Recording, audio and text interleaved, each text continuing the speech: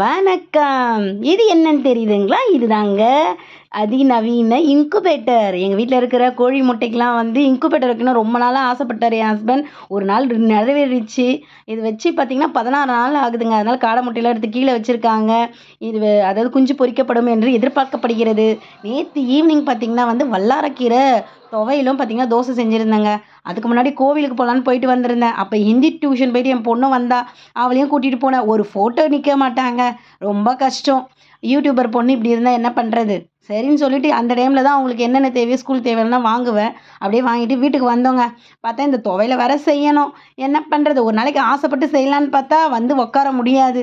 சரி செஞ்சுருவோம் தான் செஞ்சேங்க. ஒன்றும் இல்லை, ஒரு தக்காளி, ஒரு வெங்காயம், அதுக்கப்புறம் பச்சை மிளகாய், கொஞ்சம் பூண்டு, அதுக்கப்புறம் ஒரு ஸ்பூன் கடலைப்பருப்பு, ஒரு ஸ்பூனு உளுத்தம்பருப்பு, எல்லாத்தையும் நல்லா வதக்குன்னு வதக்குங்க. கொஞ்சம் உப்பு தள்ள போடுங்க. அதுக்கப்புறம் நல்லா அரைச்சி எடுத்திங்கன்னா ரெடிங்க. அதுக்கப்புறம் இந்த தோசை தவா பார்த்தீங்கன்னா பல தோசை தவாலாம் நான் பார்த்துட்டேங்க. எதுவும் நமக்கு செட் ஆகல. லாஸ்ட்ல இரும்பு தோசை தாங்க அது தவா செமையா செட் ஆயிருக்கு. இது அப்பப்போ நம்ம எண்ணெய் வச்சு தொடச்சி எடுத்தோம்னாலே போதுங்க. நல்லா தோசை சுட வரும்.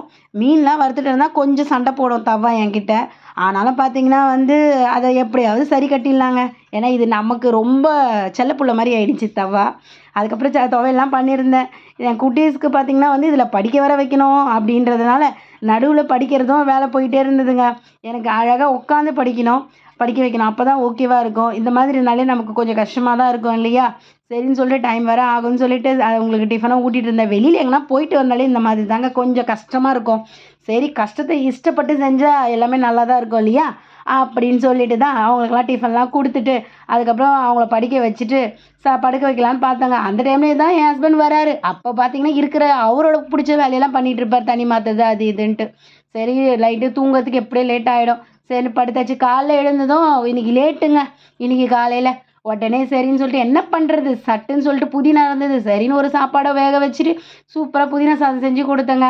அதுக்கப்புறம் இப்போ குட்டீஸ்லாம் ஸ்கூலுக்கு போனதுக்கப்புறம் என் ஹஸ்பண்ட் எப்போ பாரு ஒரே மாதிரி செய்கிறிய, கொஞ்சம் மாற்றி செய்யன்னார். சரின்னு சொல்லிட்டு கொஞ்சம் தக்காளி தொக்கு மாதிரி பண்ணி அதில் அந்த மீன் மேக்கரை கொஞ்சம் அரைச்சி போட்டேங்க.